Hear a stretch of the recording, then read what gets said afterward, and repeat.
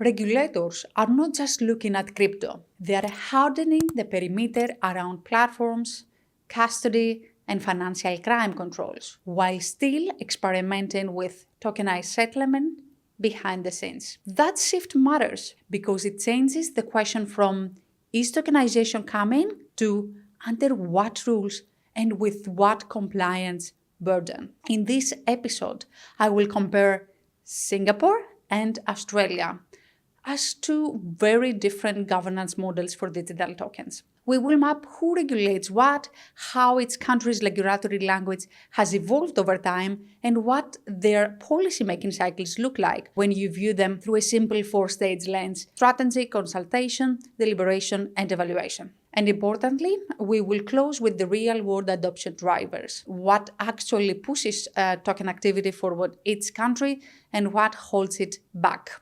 Singapore runs a regulator-led activity-based model where mass anchors supervision and the rulebook depends on what the token is in law and what service is performed. Australia, on the other hand, applies a multi-agency model across Treasury, ASIC, Austrac, and the Reserve Bank and the APRA, with treatment depending on the activity and legal perimeter. Both jurisdictions are moving toward tighter perimeter clarity, but they do it in different ways. Singapore's model is high trust and high compliance, organized around token character and regulated activity with strong institutional experimentation alongside firm retail risk controls. Australia's model is multi-agency and implementation-driven, increasingly integrating digital token activity into mainstream financial services expectations while expanding financial crime coverage and building a clearer market structure regime for platforms and custody.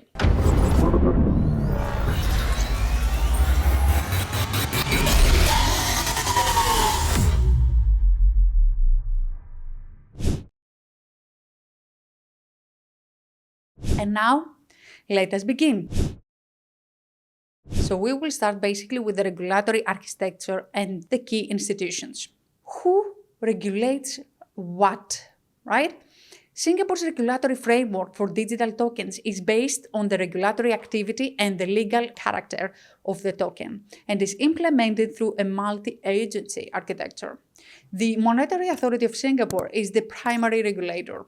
It licenses digital payment token services under the Payment Services Act 2019, regulates tokens that constitute capital markets products under the Securities and Futures Act, and applies the Financial Services and Markets Act 2022 regime to digital token service providers that are based or incorporated in Singapore but provide digital token services to persons outside Singapore. So in this framework, a digital token is what?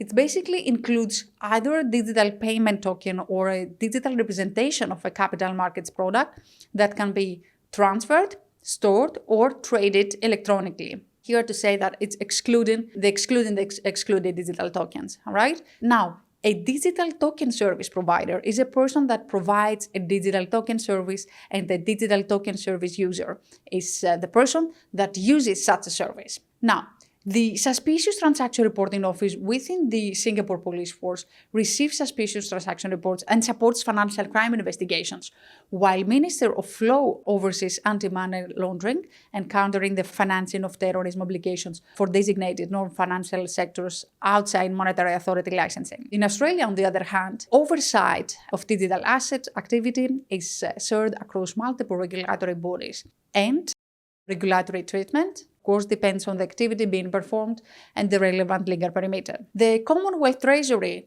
leads policy and legislative design for the National Digital Asset Market Structure Framework, including proposed reforms intended to bring digital asset platforms and tokenized custody platforms more explicitly within the financial service regime. The Australian Securities and Investment Commission administers and enforces corporations and financial services law, including licensing, disclosure, market integrity, and misconduct rules. And it issues guidance on when digital asset arrangements are treated as financial products or financial services under existing law. OSTRAC is the Anti-Money Laundering Supervisor and Financial Intelligence Agency. It regulates relevant designated services, including digital currency, exchange services, which require registration and compliance with anti-money laundering and counter-terrorism financing program, customer due diligence, the reporting, and record-keeping obligations. Now, in OSTRAC's established terminology, digital currency is a digital-only currency that can be exchanged for goods or services or for physical currency, and it is not issued by or under the authority of a government. In parallel, Australia's anti-money laundering reform program increasingly uses virtual asset services concepts as part of staged legislative change. The Reserve Bank of Australia leads work on payments system policy and experimentation relevant to settlement and central bank digital currency, while the Australian Prudential Regulation Authority sets prudential expectations for regulated financial institutions, including risk management expectations where entities engage in crypto asset activity. So, overall, Singapore runs a regulator-led activity-based model, where mass anchors supervision and the rulebook depends on what the token is in law and what service is performed. Compliance is determined by activity mapping, like this includes the platform, transfers, custody, issuance, marketing, not by labels, right? Australia, on the other hand, applies a multi-agency model across Treasury, ASIC, OSTRAC, and the Reserve Bank, and the APRA, with treatment depending on the activity and legal perimeter. Now, firms must manage compliance across multiple interfaces and evidence obligations consistently across agencies. Let us now see the regulatory tone and language, how it has changed over time. Let's start with Singapore. Singapore's regulatory language on digital tokens has evolved in 4 phases with a consistent underlying principle. So regulation is organized around activities and risks, and innovation is acceptable only where it is compatible with market integrity, consumer protection, and financial crime controls. So between, let's say, 2017, 2018, we had the boundary setting and classification. So 2017-18 was all about boundary setting and classification. At that time, the tone, it was primarily definitional and perimeter focused. Policymakers clarified that digital tokens are not regulated as a category in themselves. Instead, regulation applies to the activities carried out and to the legal character of the token. Tokens that function like securities are treated with an existing securities law. The practical meaning here is that early messaging prioritizes legal classification and risk identification over promotion of adoption. Now, from 2019 to 2021, we had more about formalization and supervisory operationalization. The language here becomes more technical and supervisory as the Payment Services Act in 2019 establishes a licensing perimeter for payment-related token activity, coupled with explicit expectations on governance, systems, and controls, and of course, anti-money laundering and countering the financing of terrorism measures. The regulatory register shifts from where the boundary is to what license firms must do, signaling that market participation is conditional on demonstrable compliance capability. Now, between 2022 and 2023, what we can see is retail risk tightening with a parallel institutional innovation track. The tone becomes noticeably more cautionary and restrictive for mass market exposure. So policy communications emphasize speculative risk and impose stronger expectations around retail-facing conduct, including restrictions on public promotion. At the same time, the state continues to support structured institution-grade initiatives in tokenization and settlement infrastructure. So here we have more about tightening retail pathways while continuing controlled innovation in wholesale and regulated environments. Between 2024 and 2025, we have the perimeter extension and we have more perimeter extension and higher compliance thresholds for offshore-facing models. So we look a little bit outside the borders. The language now becomes explicitly compliance forward, focusing on licensing, ongoing obligations, enforceability for entities operating from or incorporated in Singapore while providing services to customers outside Singapore under the Digital Token Service Provider Framework. So here the message is clear that Singapore will host digital token activity only where governance, financial crime controls, and supervisory accessibility meet a high threshold. Models that depend on weak controls or regulatory arbitrage face limited tolerance. Now, let's look into Australia. Australia's regulatory tone and language on digital tokens evolve in 4 phases, with a consistent shift from cautious observation to clearer perimeter setting, and then to implementation-oriented market structure reform. So between 2017 and 2020, cautious observation and perimeter signals are observed. Official messaging primarily frames crypto assets as speculative and peripheral to monetary policy, while highlighting points of interference with the regulated system. For example, we have where crypto meets banking and the payment rails. So the language is exploratory and risk-aware, with really emphasis on monitoring developments, understanding payment system implications, and signaling that existing financial services law may apply depending on how products are structured and marketed. Now, between 2021 and 2023, stronger risk emphasis with controlled experimentation is observed. The tone becomes more operational and enforcement-oriented. So, regulatory communications increasingly stress consumer harm, misleading promotion, custody, and operational risk, and anti-money laundering compliance obligation. At the same time, central bank digital currency and tokenization discussions are framed as controlled, evidence-building initiatives rather than commitments to wide retail deployment. And the dominant message is that innovation may proceed, but only within robust governance, clear accountability, and compliance perimeters. So from 2024 to 2025, we have same activity, same expectations, consolidation.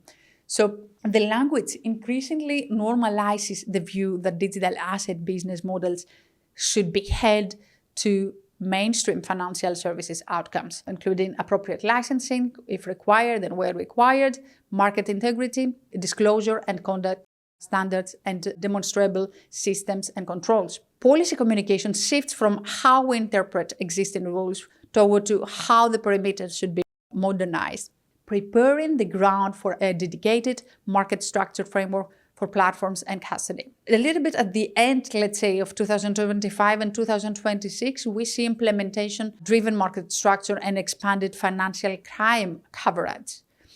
Now, the tone here has started to become more concrete and execution-focused. Treasury's exposure draft work and subsequent legislative steps move from discourse from consultation to proposed statutory architecture, explicitly bringing digital asset platforms and tokenized custody arrangement into a clearer licensing and supervisory perimeter. Now, in parallel, the anti-money laundering trajectory becomes more time-bound and operational.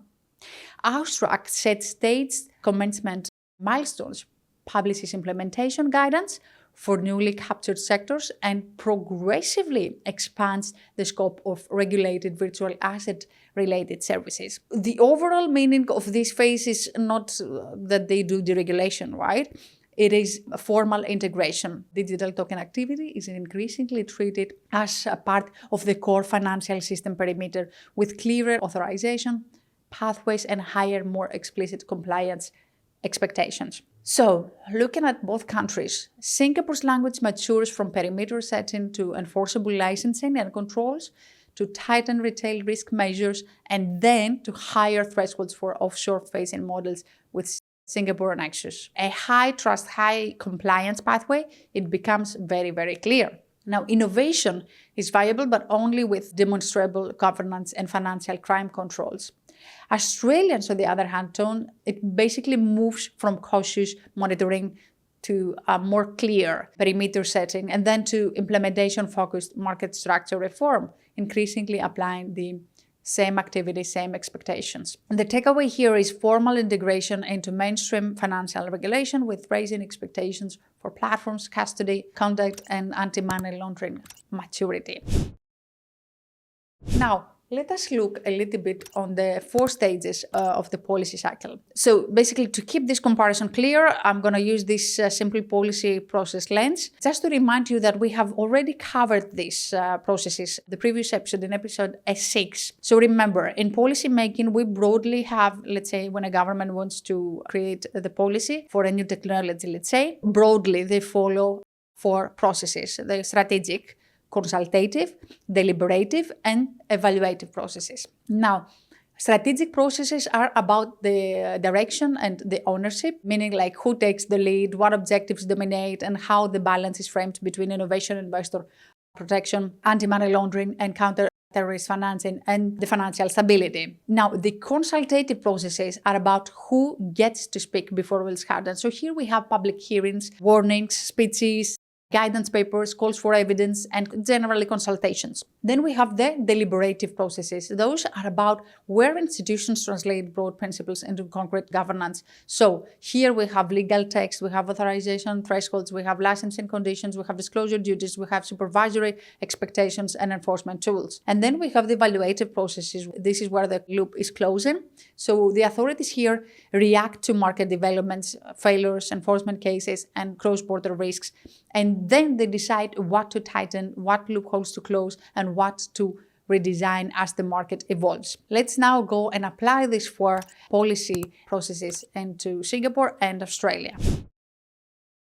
Singapore's digital token policy making can be described as, let's say, the 4-stage cycle. Again, strategic direction, consultation, deliberation, through controlled experimentation and evaluation. It's built on an activity and risk-based philosophy that regulates what the token does and what the intermediary does, rather than, treating crypto as one category. Basically, let's look at it in a chronological order. Let's focus first between 2017 and 2025. So from 2017 onward, Singapore's core strategic choice has been to regulate digital token activity through targeted risk controls. So tokens that function as securities are addressed through existing securities laws, while payment-related token activity is brought into a modular licensing perimeter under the Payment Service Act 2019.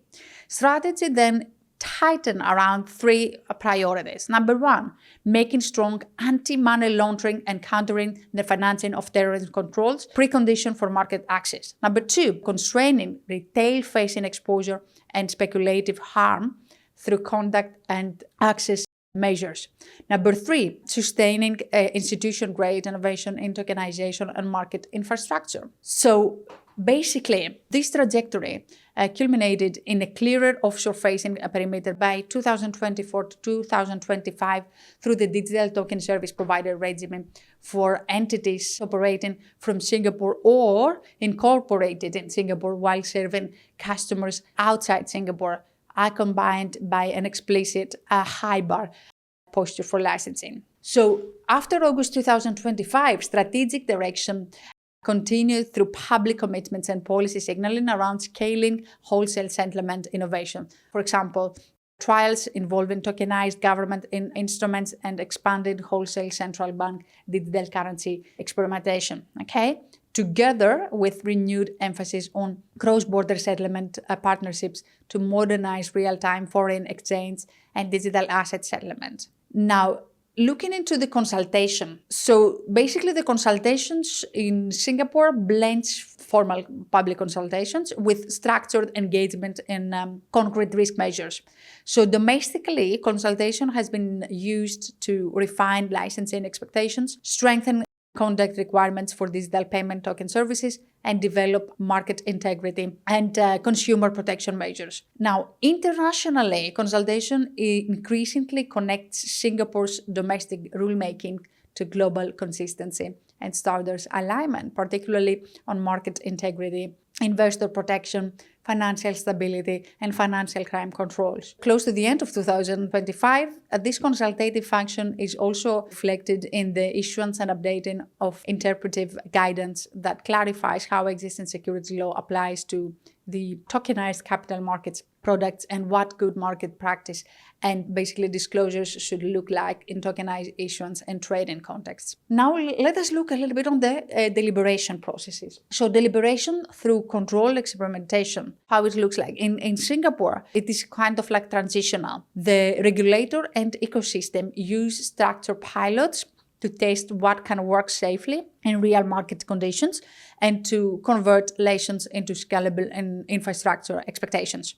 The sequence runs from early experimentation in distributed ledger settlement and controlled sandboxing to deeper engagement with decentralized financial risk and wholesale use case feasibility to multi-jurisdiction experiments on cross-border settlement, including platforms designed for international settlement using digital currencies issued by multiple central banks and collaborative work on tokenization of financial assets in wholesale funding markets. Again, a little bit at the end, let's say, of 2025, the same deliberative logic continued through further settlement initiatives designed to test and extend wholesale settlement capabilities that connect tokenized assets with regulated forms of tokenized money. And this includes work exploring settlement using tokenized bank liabilities and well-regulated stablecoins. Now let's look into the evaluation processes. So Singapore's evaluative approach is continuous and shock responsive. Policy is tightened when risk signals strengthen, when market failures reveal consumer harm, or when supervisory experience shows where controls are insufficient.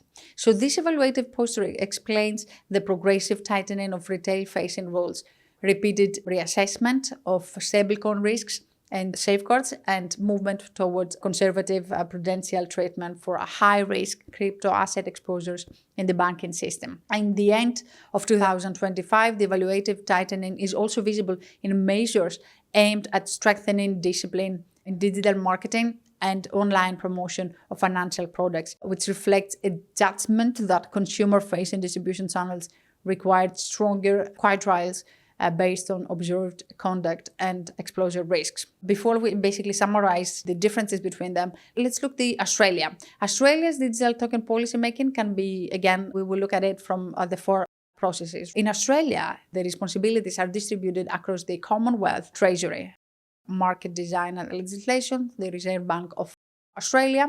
This includes payments, monetary system analysis and the pilots, and the Australian Securities and Investment Commission. So here we have the financial markets conduct, the licensing and the enforcement under corporations and financial services law. We also have the anti-money laundering. This is covered under AUSTRAC. So AUSTRAC is responsible for anti-money laundering supervision and financial intelligence. Let's look at the strategic processes. So Australia's strategic approach has been incremental and technology neutral, explore new reforms of digital money and settlement infrastructure while progressively tightening consumer protection and financial crime controls. So early Reserve Bank work treated crypto primarily as speculative and assessed implications for payments and monetary policy.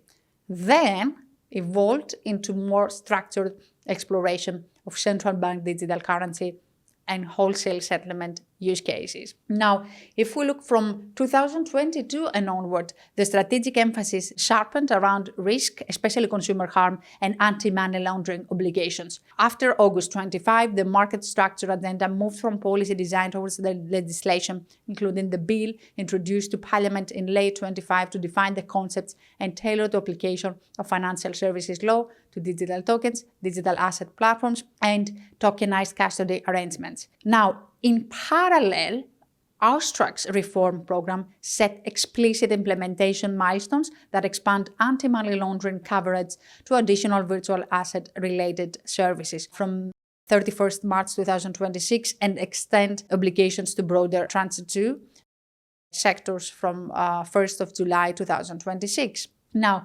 consultation is the spine of Australia's let's say, market structure development, the Treasury's token mapping work in 2023 emphasized a shared policy vocabulary and evidence base to support later perimeter decisions, followed by targeted consultations on how to regulate digital asset platforms within the existing financial services architecture. This consultative thread continued after, let's say, I think August 2025, with exposure draft legislation published in September 25 to bring digital asset platforms and the tokenized custody platforms with a more clear regulatory perimeter. In the same period, the Australian Securities and Investments Commission progressed interpretive and guidance work on how existing law applies to digital asset and updated its guidance in October 25 to 2025.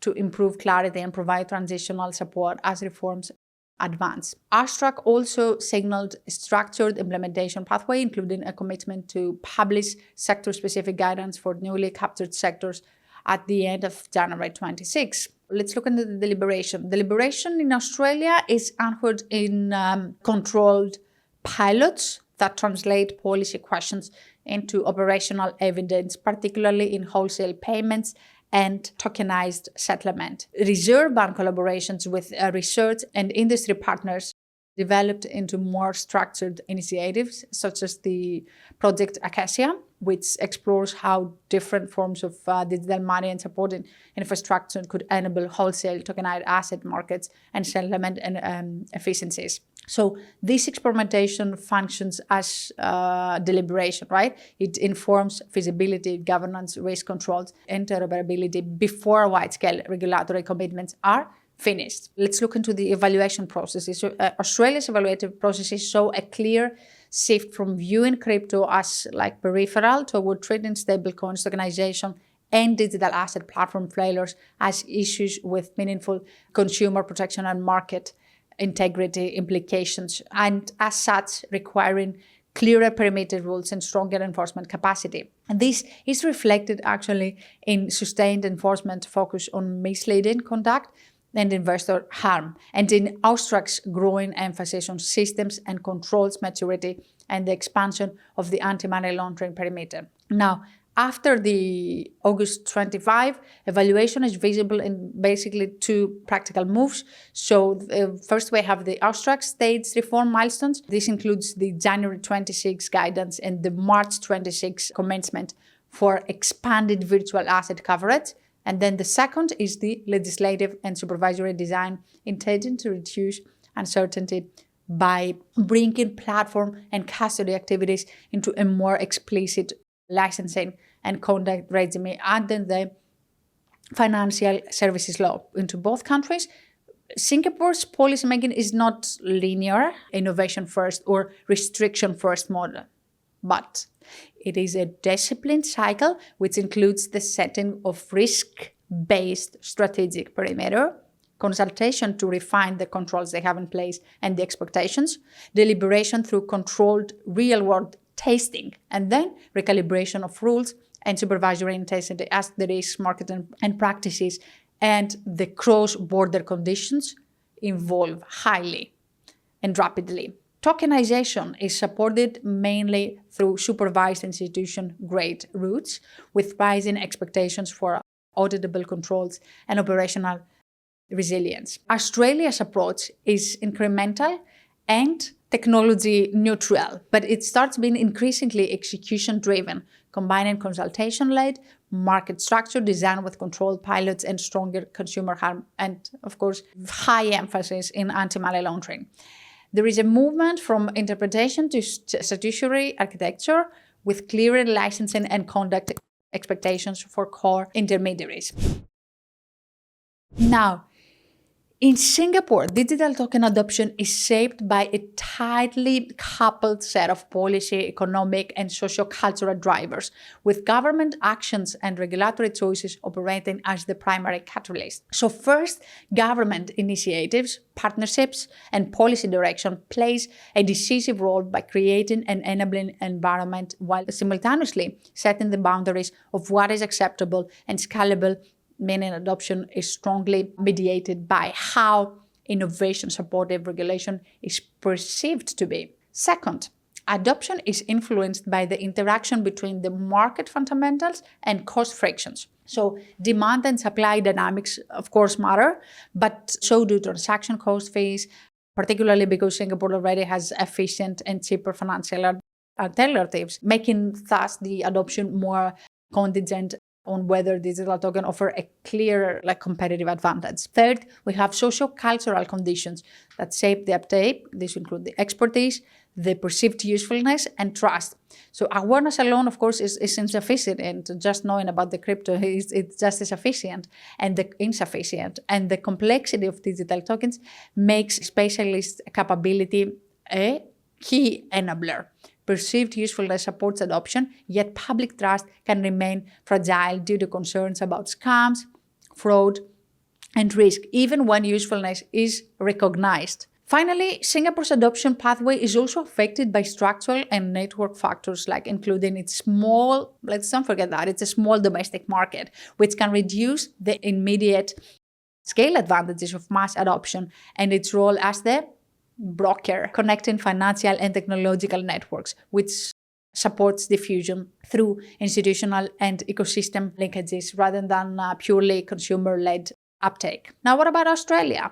Australia's digital tokens adoption is influenced by a multi-layered interaction of geopolitical / let's say legal, economic, and socio-cultural dynamics. So looking geopolitically speaking, adoption is shaped by the ongoing tension between decentralization and regulation, supported by the Australia's political stability and reinforced by the influence of central actors within financial policy networks, illustrated through the role of, they say, for example, that Senator Andrew Braggs played a huge role. When we look at it from the economic perspective, the way Australia's adoption is strongly affected by marketing and perceived economic benefits from promoting digital tokens, indicating that adoption is partly a market narrative driven rather than purely technology or cost driven.